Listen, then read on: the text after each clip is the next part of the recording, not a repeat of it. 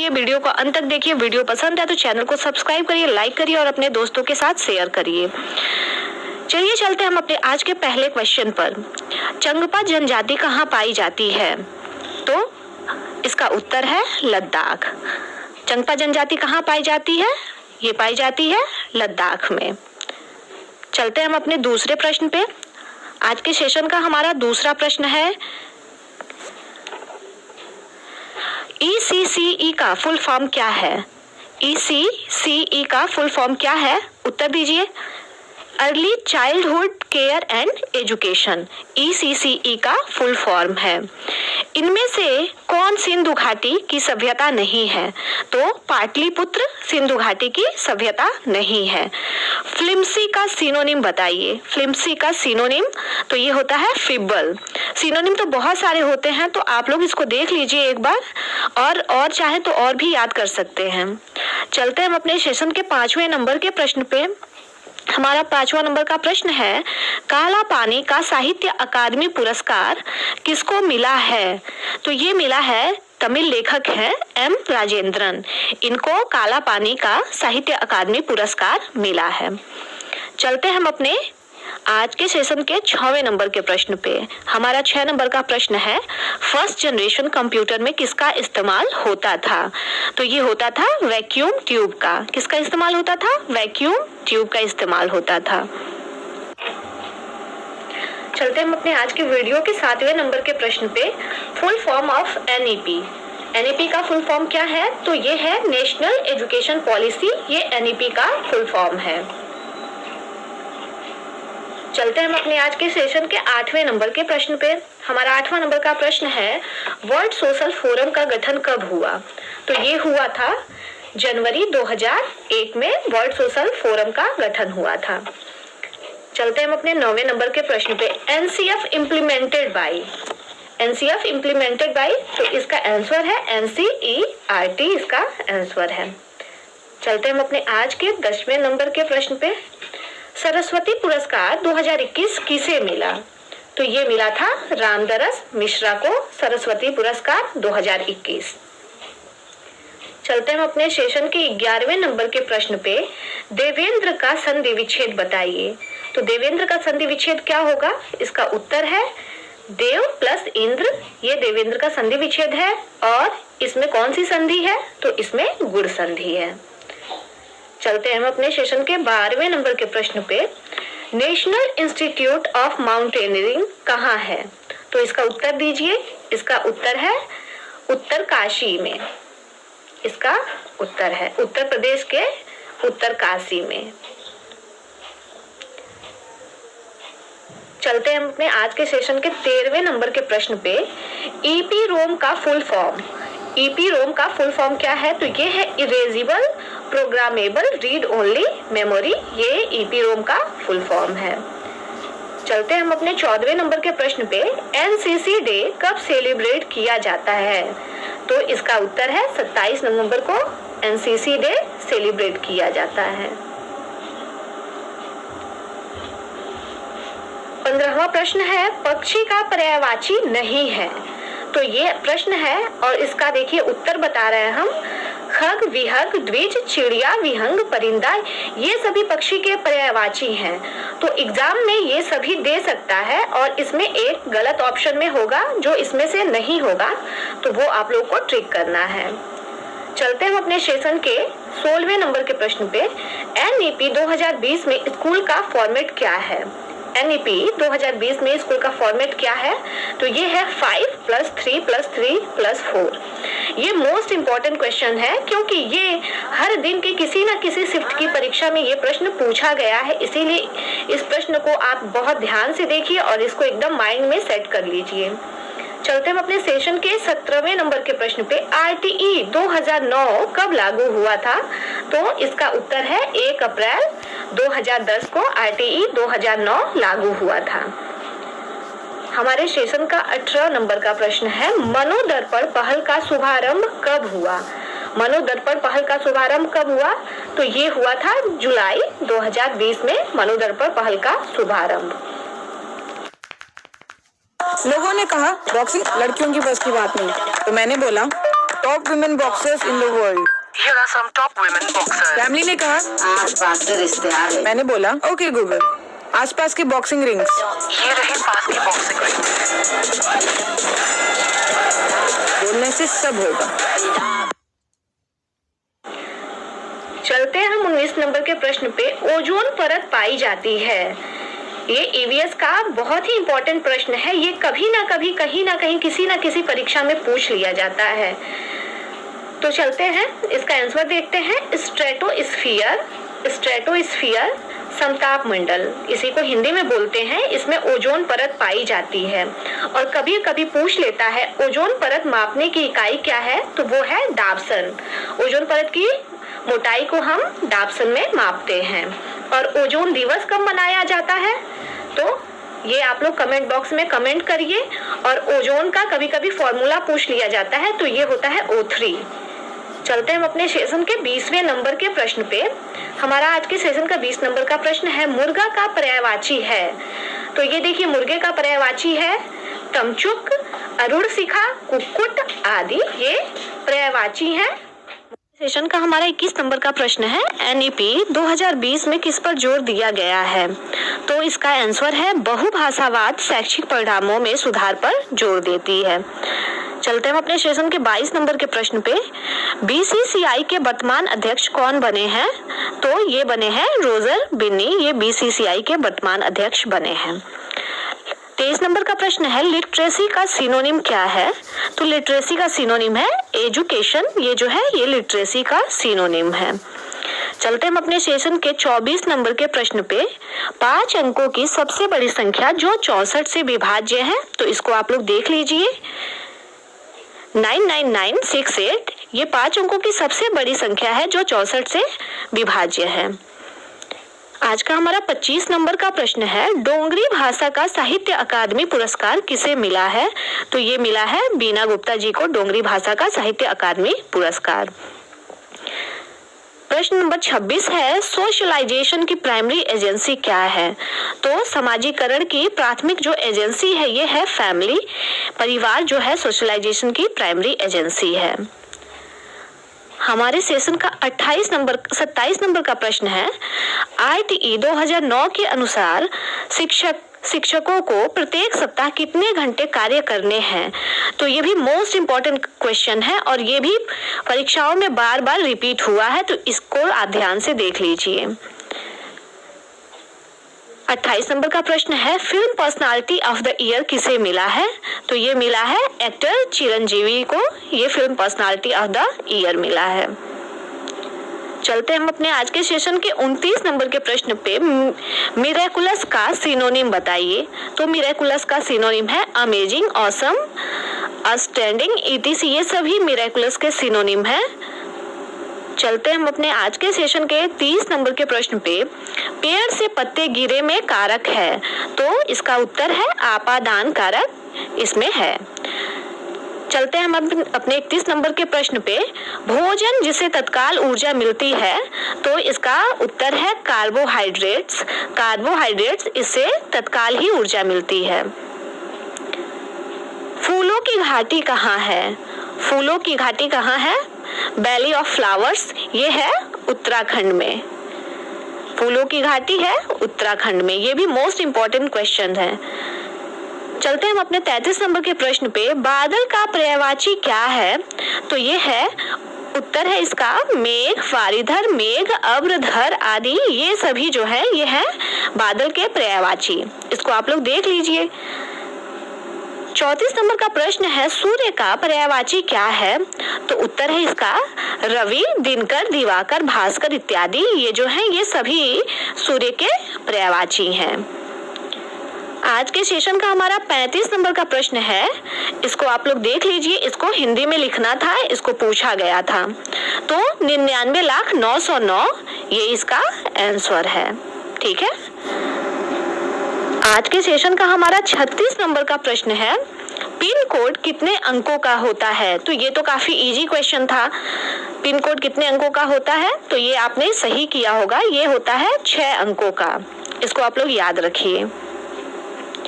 चैंगपा अपने बकरी और भेड़ों को कहाँ रखते हैं, तो लेखा के अंदर, इसका आंसर है लेखा के अंदर चैनपाज अपने बकरी और भेड़ों को रखते हैं। 38 नंबर का प्रश्न है विजडम का सिनोनिम बताइए। विजडम का सिनोनिम तो ये है सैगेसिटी, जो है ये है विजडम का सिनोनिम। 39 नंबर का प्रश्न है शिफ्ट प्लस डिलीट से क्या होता है। तो शिफ्ट प्लस डिलीट से परमानेंटली डिलीट हो जाता है कोई भी चीज, वो रिसाइकल बिन में नहीं जाता है। 40 नंबर का प्रश्न है निम्न में सिंथेटिक फाइबर है। तो सिंथेटिक फाइबर मीन्स संश्लेषित जो रेशा है वो है, उत्तर है इसका नायलॉन, ये है संश्लेषित रेशा। 41 नंबर का प्रश्न है निराकार का संधि विच्छेद कीजिए। तो निराकार का संधि विच्छेद होगा निधन आकार और इसमें होगी विसर्ग स्वर संधि। ठीक है, आज का हमारा 42 नंबर का प्रश्न है मलेरिया इज काज्ड बाई। तो मलेरिया किसके द्वारा होता है। तो ये फीमेल एनाफिलीज मच्छर के द्वारा मलेरिया होता है। हमारा 43 नंबर का प्रश्न है कौन सा जानवर 17 घंटे सोता है। तो ये है स्लॉथ। स्लॉथ ऐसा जानवर है जो 17 घंटे सोता है, उसी वृक्ष पर रहता है, उसी के पत्ते खाता है। ठीक है, ये भी सीटेट का बहुत ही मोस्ट इंपॉर्टेंट क्वेश्चन है। 44 नंबर का प्रश्न है पहली भारतीय महिला कौन है जो माउंट एवरेस्ट पर चढ़ी थी। तो माउंट एवरेस्ट पर चढ़ने वाली प्रथम भारतीय महिला जो थी वो थी बछेंद्री पाल जी। ये माउंट एवरेस्ट पर चढ़ने वाली प्रथम भारतीय महिला थी। पश्मीना शाल को बनाने में कितने घंटे लगते हैं। तो ये लगते हैं 250 घंटे पश्मीना शाल को बुनने में लगते हैं। चलते हम अपने आज के सेशन के 46 नंबर के प्रश्न पे। आयत में कितनी सममिति रेखाएं होती हैं। तो जिन्होंने भी हमारा पुराना वीडियो देखा होगा उसमें हमने डायग्राम के थ्रू इसको समझाया है। तो आयत में 2 सममिति रेखाएं होती हैं। Castrol Power 1 Ultimate. Performance that surprises.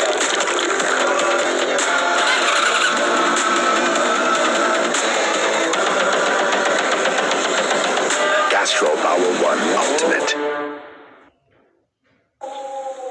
हमारा 47 नंबर का प्रश्न है प्रकाश संश्लेषण की प्रक्रिया किसमें होती है। तो ये होती है हरी पत्तियों में। प्रकाश संश्लेषण की प्रक्रिया हरी पत्तियों में होती है। आज के सेशन का हमारा 48 नंबर का प्रश्न है अर्जुन पुरस्कार किससे संबंधित है। तो ये होता है खेल में सर्वश्रेष्ठ योगदान से ये संबंधित है अर्जुन पुरस्कार। 49 नंबर का प्रश्न है कक्षा 1 से 8 तक की निःशुल्क शिक्षा किसके अंतर्गत आती है। तो ये आती है ITE 2009 के अनुसार अंतर्गत।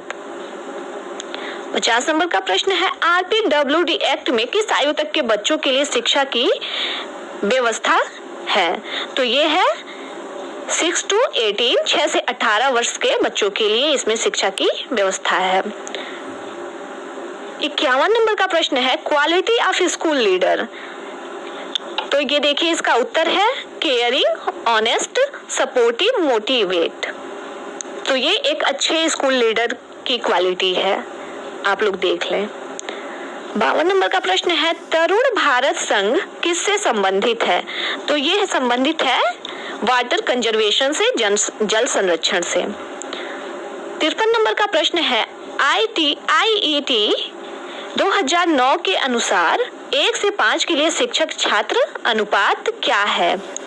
तो ITE 2009 के अनुसार जो है शिक्षक छात्र अनुपात है वो है 1:30। ये शिक्षक छात्र अनुपात है, यानी कि 30 बच्चों पे एक शिक्षक होना चाहिए।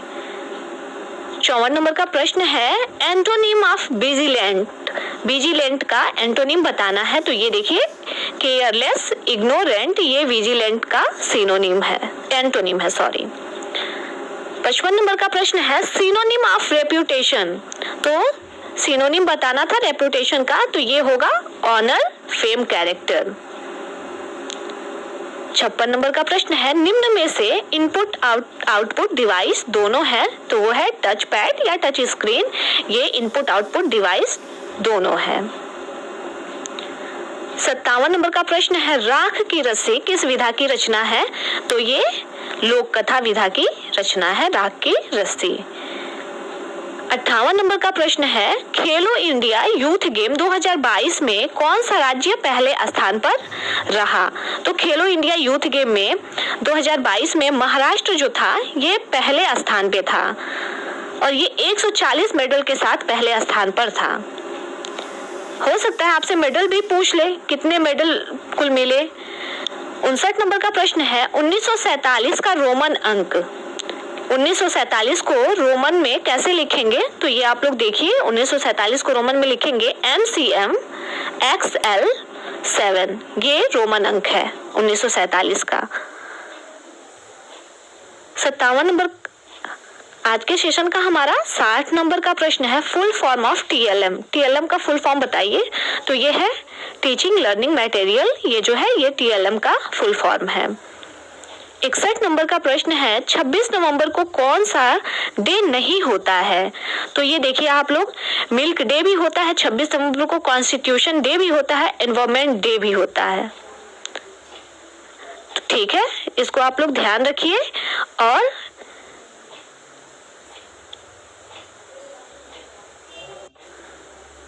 आज के सेशन का हमारा 62 नंबर का प्रश्न है, अंतरराष्ट्रीय फिल्म महोत्सव 2022 53 IFFI किस अभिनेत्री को सर्वश्रेष्ठ अभिनेत्री का अवार्ड मिला था? तो ये मिला था डेनियल मरीन नवारो जी को, ये सर्वश्रेष्ठ अभिनेत्री का अवार्ड मिला था।